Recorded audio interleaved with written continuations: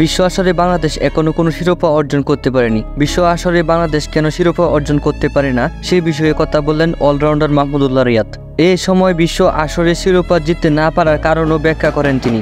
গতকাল BCB verified Facebook পেজে প্রকাশিত হওয়া এক ভিডিও বার্তায় এই বিষয়ে কথা বলেন তিনি। বিশ্বকাপে বাংলাদেশের 25 বছরের পথ চলা। সেই 1999 থেকে ওয়ানডে এবং 2007 সাল থেকে টি-20 বিশ্বকাপ খেলছে বাংলাদেশ, কিন্তু ক্রিকেটের বৈশ্বিক আসরে বাংলাদেশের সাফল্য একেবারেই নগণ্য।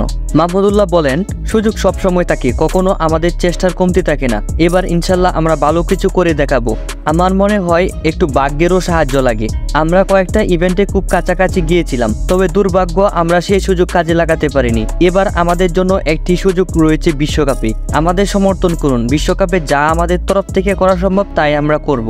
মাহমুদুল্লাহ আরও বলেন, গত 2022 টি-20 বিশ্বকাপে দলের সঙ্গে ছিলাম না। একটু খারাপ লেগেছিল, মনে হয়েছিল আমি দলে থাকতে পারতাম, কিন্তু কোনো কারণে হয়নি। যাক, সে নিয়ে আর কোনো আফসোসও নেই।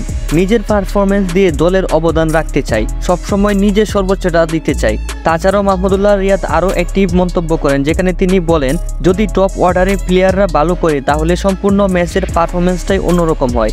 এটি হতে পারে আমাদের সকল ম্যাচে এরকম অবনতি হওয়ার কারণ। তো বন্ধুরা, আপনাদের কি মনে হয় মাহমুদুল্লাহর কথাগুলো কতটুকু যুক্তিযুক্ত?